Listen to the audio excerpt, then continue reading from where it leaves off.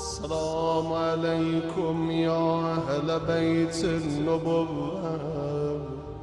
وموضع الرسالة ومختلف الملائكة ومهبة الوحي. لا حول ولا قوة إلا بالله السميع العليم. أعوذ بالله من الشيطان الرجيم. بسم الله الرحمن الرحيم. الحمد لله رب العالمين والعاقبة للمتقين والجنة للموحدين والنار للعاصين. الحمد لله الذي علا في توحده ودنا في تفرده وجل في سلطانه وعظم في أركانه وأحاط بكل شيء علما وهو في مكانه. الحمد لله الذي لم يزل ولا يزال، والصلاة والسلام على خير خلقه أبي القاسم المصطفى محمد. اللهم صل على محمد وآل محمد. ثم الصلاة والسلام على عترته الطيبين الطاهرين المعصومين، أذهب الله عنهم الرجس وطهرهم تطهيرا، لا سيما مولانا ومقتدانا صاحب العصر والزمان، الحجة الثاني عشر، الإمام المنتظر، لترى بمقدمه لي أرواحنا فداء. اللهم كن لوليك الحجة ابن الحسن صلواتك عليه وعلى آبائه في هذه الساعة وفي كل ساعة وليا وحافظا وقائدا وناصرا ودليلا وعينا حتى تسكنه أرضك طوعا وتمتعه فيها طويلا برحمتك يا أرحم الراحمين. اللهم صل على محمد وآل محمد وعجل فرجهم. سامعین کرام اور محترم ناظرین، مسلسل کربلا معلیٰ سے آپ کی خدمت میں امام عصر حجت دورہ اللہ کی آخری حجت الہی ذخیرہ پیغمبر اسلام کا آخری وصی اور آل محمد کی امید کے سلسلے میں معروضات پیش کرنے کا شرف حاصل کر رہے ہیں۔ ضرورت امام عصر علیہ السلام اور معرفت امام زمانہ علیہ السلام کے عنوان سے مسلسل آپ حضرات مستفید ہو رہے ہیں، اور اس دور میں انسان، بلکہ کہوں ہر مومن جو اللہ اور رسول پر ایمان رکھتا ہے، اس کی عقل میں ضرور یہ آئے گا کہ اللہ نے کیسے اس دنیا کو بغیر کسی ہادی اور رہبر کے چھوڑ دیا، کیسے اللہ نے بغیر کسی رہنما کے اپنے بندوں کو چھوڑ دیا۔ تو عزیزان محترم، جب ہم یہ سوال اپنے آپ سے پوچھتے، اس سے پہلے خود پروردگار نے یہ نظام بنایا کہ جب دنیا کو اس نے بنایا تو اس وقت اس نے ہادی کا بھی انتظام کیا کبھی بھی اللہ کی سنت میں ایسا نہیں ہوا کہ اس نے دنیا کو کسی ہادی اور رہنما کے بغیر چھوڑ دیا ہو، اور یہ عقل میں آنے والی بات بھی نہیں ہے۔ جو تھوڑی سی بھی عقل رکھتا ہو وہ اس بات کو بہت ہی آسانی سے سمجھ جائے گا کہ اگر معمولی سا انسان بھی کوئی کمپنی بناتا ہے، کوئی مشن چلاتا ہے، کوئی نظام رکھتا ہے، تو اس کے ساتھ نظام چلانے کے لیے ایسے لوگوں کو بھیجتا ہے کہ جو اس نظام کو چلانے کی اہلیت رکھتے ہوں اور صلاحیت رکھتے ہوں، اور وہ انہیں قانون بتائے گا، انہیں دستور بتائے گا، انہیں شرائط بتائے گا کہ کس طریقے سے ہمارا نظام بطور احسن چل سکتا ہے،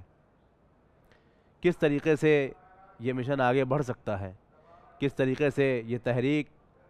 کامیاب ہو سکتی ہے۔ تو پروردگار عالم نے جب اس دنیا کو بنایا تو اس دنیا کے ان نظام کو چلانے کے لیے خود تو پروردگار نہیں آئے گا، اس لیے اس نے ایسے ایسے نمائندے بھیجے کہ جن کی مثال نہیں ملتی اور ہر لحاظ سے جو کامل اکمل ہیں، اور اس دنیا کو نظام کو چلانے کے لیے جتنی بھی چیزوں کی ضرورت تھی پروردگار نے ان کے اندر رکھ دی۔ شرافت، عزت، علم،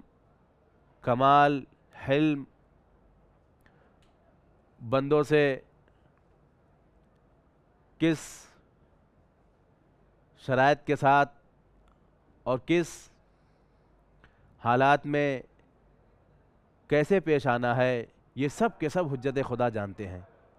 اور یہ سب پروردگار نے انہیں علم دیا ہے، ان کے اندر علم پروردگار نے ودیت کیا ہے۔ تو عزیزان محترم، اللہ نے کبھی بھی اس دنیا کو اپنی حجت سے، اپنے سفیر سے خالی نہیں رکھا، اور اسی لیے ہمارا عقیدہ ہے کہ آج بھی ہمارا امام پردے غیب میں ہے جو اللہ کی حجت ہے، اور دنیا اسی کے دم سے قائم و دائم ہے، اسی کے بدولت اللہ رزق دیتا ہے، اسی کی بدولت ہم سے بلائیں دور ہوتی ہیں، اسی کی بدولت ہم سے مصیبتیں ٹلتی ہیں، اور پروردگار اسی کی بدولت ہماری عبادتیں قبول کرتا ہے، اسی کی بدولت ہم پر عذاب نازل نہیں کرتا، اپنی حجت کے بدلے میں، اس کے صدقے میں، اس کے طفیل میں۔ پروردگار نے کبھی بھی دنیا کو بغیر ہادی کے نہیں چھوڑا، اور نظام چلانے والا کیونکہ عام انسان نہیں ہو سکتا، اس لیے کہ عام انسان، بڑی اچھی مثال دیتے ہیں علماء کہ جب انسان اگر کوئی کمپنی بناتا ہے یا کوئی دکان ڈالتا ہے، کوئی بڑا مشن چلاتا ہے، تو جب وہ حکومت کرے گا تو وہ اپنے مفاد کو دیکھتے ہوئے، اپنے مقصد کو دیکھتے ہوئے شرائط کو رکھے گا کہ اس میں اس کا کتنا فائدہ ہے، وہ اپنے حساب سے نظام چلائے گا جس میں اس کا اپنا فائدہ ہو، وہ دنیا کے تمام لوگوں کے فائدوں کو مد نظر نہیں رکھ سکتا،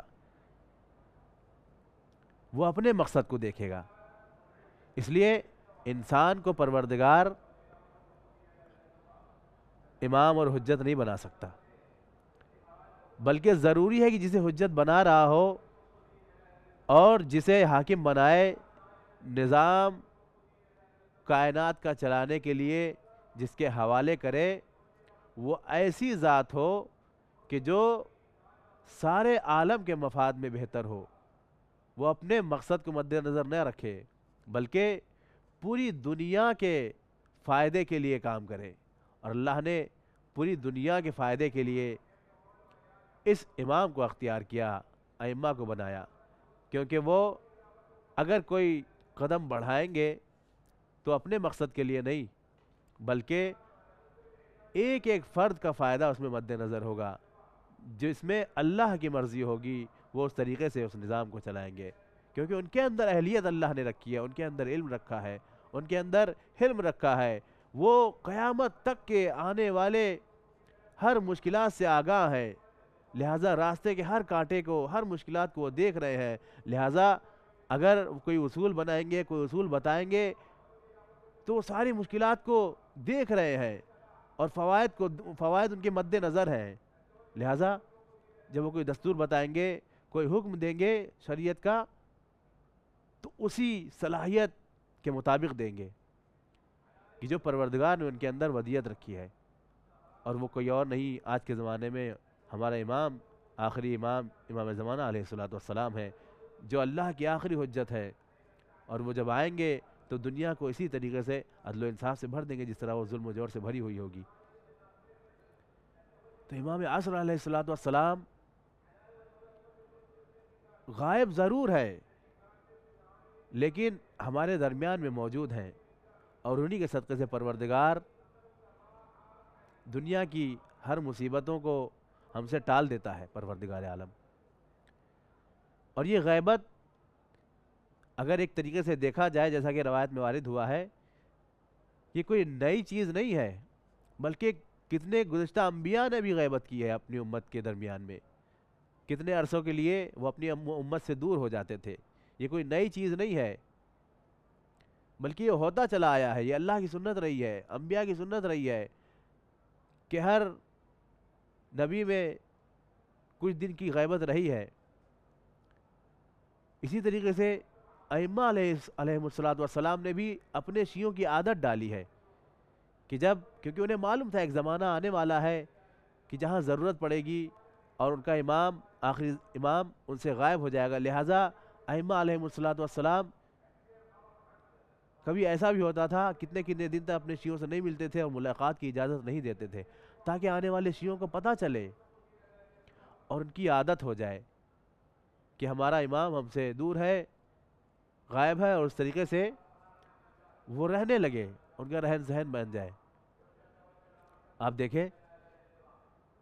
جناب احمد ابن اسحاق قمی جو قم میں ہے، انہوں نے 4 اماموں کو دیکھا ہے، 4 امام کا زمانہ دیکھا ہے. امام محمد تقی علیہ السلام، امام علی نقی علیہ السلام، اور امام حسن عسکری علیہ السلام. اور بعض جگہ تو یہ بھی ہے کہ یہ امام علی نقی علیہ السلام اور امام حسن عسکری علیہ السلام کے وکیل بھی رہے ہیں. بعض نے یہاں تک کہ ذکر کیا ہے کہ آپ بعض اوقات امام عصر علیہ السلام کے وکیل بھی رہے ہیں. انہوں نے 3 اماموں کا زمانہ دیکھا. اب چونکہ یہ دیکھ رہے تھے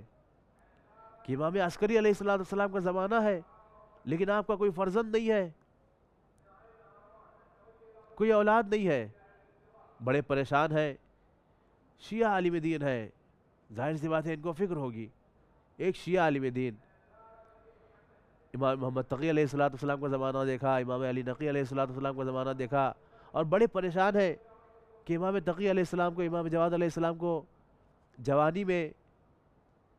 شہید کر دیا گیا، امام علی نقی علیہ السلام کو بھی جوانی میں شہید کر دیا گیا، امام حسن عسکری علیہ السلام کو خدا نخواستہ اگر کچھ ہو جاتا ہے تو ہم نے تو ابھی تک یہی سنا ہے پیغمبر اسلام کی حدیثوں میں کہ پیغمبر اسلام کے 12 خلیفہ ہیں، 12 جانشین ہوں گے. امام حسن عسکری علیہ السلام اگر شہید ہو گئے تو پھر آپ کا تو کوئی فرزند ہی نہیں ہے. ایسا تو نہیں، ایسا نہ ہو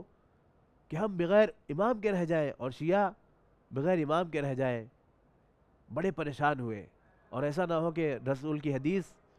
میں کوئی عیب اور نقص ظاہر ہو جائے. بڑے پریشان ہیں، کیا کریں تو کیا کریں. آخر انہیں معلوم بھی کرنا ہے کہ امام عسکری علیہ السلام کے بعد کس کی تبعیت کریں اور کس کی اتباع کریں، کس کی اطاعت کریں. کہ کبھی اگر آپ آتے بھی تھے تو امام علی نقی علیہ السلام کبھی پردے کے پیچھے سے گفتگو کرتے تھے، لوگوں سے پریشان ہوتے تھے، اور یہ بھی پریشان ہوتے تھے کہ ہم اتنی دور سے مولا آئے ہیں اور آپ پردے کے پیچھے سے گفتگو کر رہے ہیں. اب یہ سوچ کے کہ کیا کریں، کہ شیعوں کو کیسے بتاؤں کہ امام حسن عسکری علیہ السلام کے بعد امام کون ہے. چلتے ہیں وہاں سے، اور جب پہنچتے ہیں سامارہ جب پہنچے، امام حسن عسکری علیہ السلام کی خدمت میں راستے میں پہنچتے ہیں، تو پہنچنے کے بعد امام سے عرض کرتے ہیں مولا اب کیا کروں، لوگ مجھ سے پوچھ رہے ہیں، سوال کر رہے ہیں کہ آپ کا کوئی فرزند نہیں ہے، یا آپ کے بعد پھر امام کون ہوگا؟ آپ کے بعد بھی کوئی امام ہونا چاہیے، ہم کس کی اطاعت کریں گے، کس سے اپنے احکام کو معلوم کریں گے؟ تو امام حسن عسکری علیہ السلام ایک مرتبہ بلند ہوتے ہیں، اور بلند ہونے کے بعد پردہ ہٹاتے ہیں، اور اندر جانے کے بعد ایک چھوٹا سا بچہ اپنی آغوش میں اپنے سینے سے لگائے ہوئے باہر آتے ہیں، 3 سال کا بچہ ہے امام حسن عسکری علیہ السلام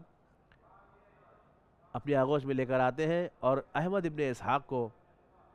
دیدار کراتے ہیں اس فرزند کا، اور فرماتے ہیں لولا شرافتک عندنا لما شرفتک بہذا التشریف۔ اے احمد ابن اسحاق، یاد رکھو کہ اگر عند اللہ اور ہم اہل بیت کی نظر میں تمہارا احترام اور قدر و منزلت نہیں ہوتی تو ہرگز تم اس فرزند کو نہیں دیکھ سکتے تھے۔ یہ میرا فرزند ہے،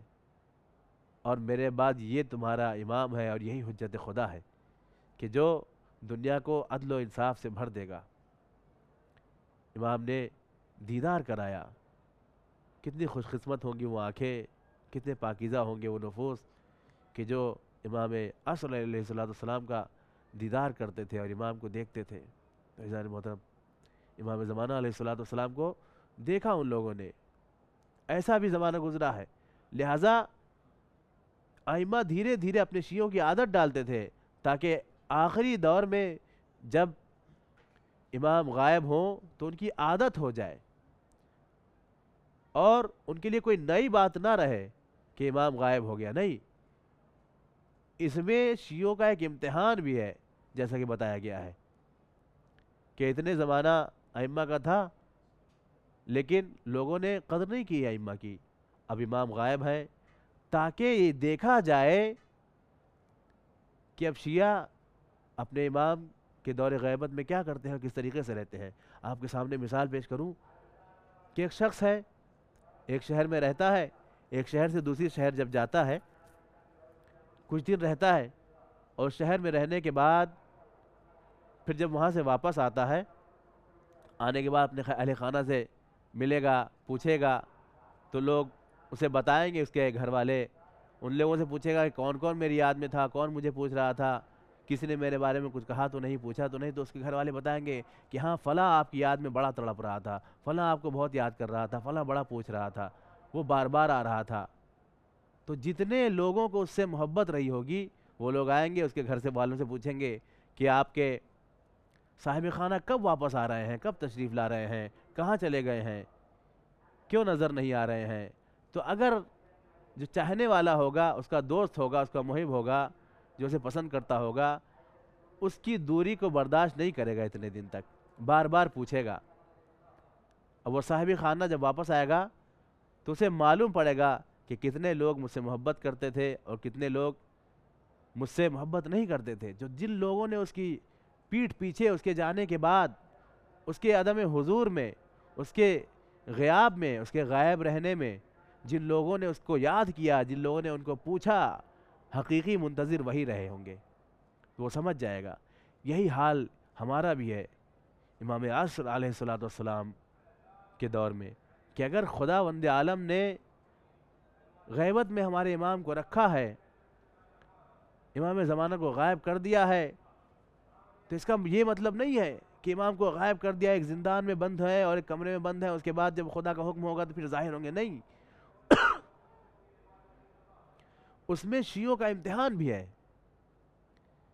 کہ کون امام کے غیاب میں اور آپ کے حال غیبت میں کون شیعہ امام کو کتنا یاد کرتا ہے۔ جب حاضر رہے تب تو سبھی محبت دکھاتے ہیں انسان سے، سبھی ملتے ہیں اور سبھی خیریت معلوم کرتے ہیں، لیکن اصل محب وہ ہے، اصل چاہنے والا وہ ہے کہ جو غائب ہونے کے بعد یاد کرے۔ یہی ہے ہمارا امتحان عزیزان محترم، کہ امام زمانہ علیہ السلام پردے غیب میں تو ہیں، لیکن پردے غیب سے ہماری حالت کو دیکھ رہے ہیں کہ ہمارے شیعوں میں سے کتنے مجھے یاد کر رہے ہیں اور کتنے مجھے یاد نہیں کر رہے ہیں۔ ایسا نہ ہو ہم ان میں سے نہ بنے عزیزان محترم کہ جو صرف ظاہری محبت دکھاتے ہیں کہ جب تک سامنے وجود ہو تو محبت کا دم بھرے، لیکن اگر آنکھوں سے اوجھل ہو جائے تو پھر بھول جائے، فراموش کر جائے۔ نہیں، غیبت اور حضور ایک جیسی ہونا چاہیے۔ ایک واقعہ جو تہران کا ایک جوتا سیلنے والا جسے موچی کہا جاتا ہے ہمارے ہاں، اسے اپنا امام دیدار کراتے تھے اور ہر ہفتے اس سے ملاقات کرتے تھے۔ ایک مرتبہ امام نے اس سے پوچھا ہے کہ یہ بتاؤ اگر میں تم سے ملنے کے لیے نہ آؤں تو تم کیا کرو گے، تو تمہارا کیا حال ہوگا؟ تو اس نے کہا مولا میں زندہ نہیں بچوں گا، میں مر جاؤں گا، یہ حال ہے۔ تو امام نے فرمایا کہ میں جانتا ہوں کہ تم زندہ نہیں بچو گے، تم میرے فراق میں مر جاؤ گے، اسی لیے میں ہر ہفتے آتا ہوں اور تمہیں اپنی زیارت کراتا ہوں اور تم سے ملنے کے لیے آتا ہوں۔ کتنا خوش قسمت ہوگا، دکھنے میں تو ایک عام انسان جو لوگوں کے جوتے بنا رہا ہے، جوتے سی رہا ہے، موچی ہے، لیکن منزلت، عظمت دیکھیے، امام زمانہ خود چل کر آ رہے ہیں اس کے پاس اور اپنی زیارت کروا رہے ہیں، اور اس قدر اس کا دل پاک و پاکیزہ، کتنی زندگی پاکیزہ رہی ہوگی اس کی، کس قدر اس نے رزق حلال کھایا ہوگا، کس قدر وہ غلاظت، عیوب اور نقائص سے دور رہا ہوگا، کیسی پاکیزہ زندگی اس نے گزاری ہوگی کہ امام زمانہ آیت تطہیر کا مصداق خود چل کر آ رہے ہیں زیارت کروانے کے لیے۔ اس کے بعد اس سے پوچھتے ہیں کہ اگر تمہیں میری زیارت نہ ہو، میں نہ ہوں کسی ہفتے تم سے ملنے کے لیے اور تمہیں چھوڑ دوں تو تمہارا کیا حال ہوگا؟ کہا مولا میں مر جاؤں گا، میری جان نکل جائے گی، میں زندہ نہیں بچوں گا۔ اور امام نے بھی تائید کی اس کی بات کی کہ ہاں تم صحیح کہہ رہے ہو، مجھے معلوم ہے تم مر جاؤ گے میرے فراق میں، اسی لیے میں اپنا دیدار کراتا ہوں۔ عزیزان محترم دیکھ رہے ہیں امام کو بھی پتا ہے، اس کے دل کی کیفیت کو جانتے ہیں۔ یہ محبت ہونا چاہیے، ایسی محبت ہونا چاہیے کہ جیسے انسان کو کوئی زخم ہو جائے، کوئی انسان کے بدن کا حصہ کٹ جائے تو کیسے بے قرار رہتا ہے، اور زخم جو اس میں درد ہوتا رہتا ہے کیسے بے قرار رہتا ہے، اسی طریقے سے امام کے فراق میں بے قرار رہنا چاہیے۔ کم سے کم اس موچی سے، اس کفش سینے والے سے، اس جوتے سینے والے سے ایک درس لینا چاہیے ہمیں کہ امام کے فراق میں کہہ رہا ہے مولا میں مر جاؤں گا، میں زندہ نہیں بچ پاؤں گا۔ عجیب بات ہے عزیزان محترم۔ تو امام زمانہ علیہ السلام اپنی زیارت کا شرف بخشتے ہیں، بشرط یہ کہ اس قابل ہو انسان۔ ایک موچی اگر مل سکتا ہے، ایک غریب انسان اگر مل سکتا ہے، تو کیا آج کے زمانے میں ممکن نہیں ہے؟ ممکن ہے، بہت ممکن ہے۔ جو شخص یہ کہے کہ نہیں آج کے زمانے میں ممکن نہیں ہے تو یہ جھوٹا ہے۔ ہر زمانے میں ممکن ہے، ہر زمانے میں رؤیت ممکن ہے۔ ہاں یہ الگ بات ہے کہ روایت میں جو آیا ہے من ادعى المشاہدہ فهو کذاب مفتر، کہ جو مشاہدے کا دعویٰ کرے وہ جھوٹا ہے اور اسے جھٹلا دو۔ اس کا مطلب، اور علماء نے جو تعویل کی ہے اس کی، یہ بتایا ہے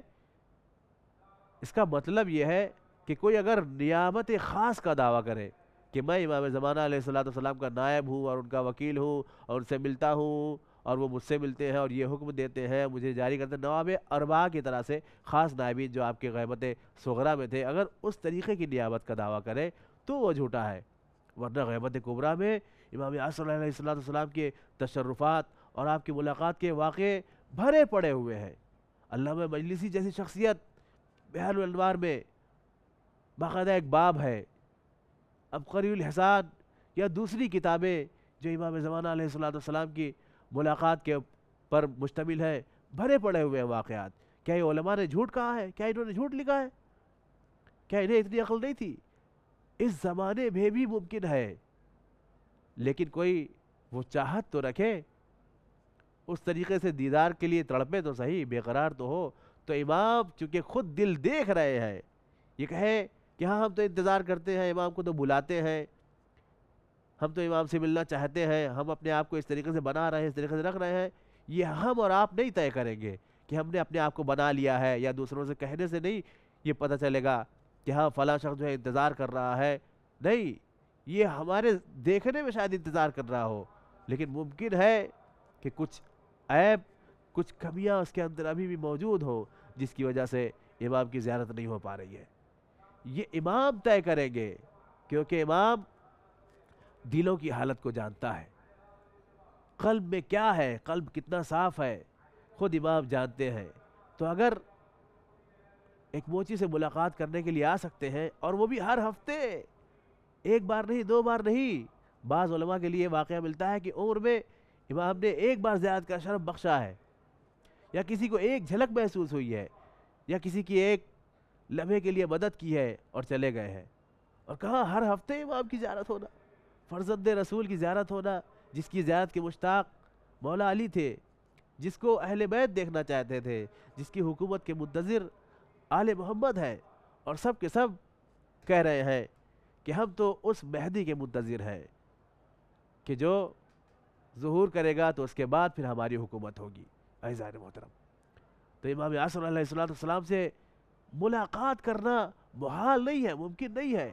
پروردگار نے کسی قید خانے میں یا زندان میں نہیں ڈال دیا امام زمانہ کو. امام زمانہ کو یہ اختیار دیا ہے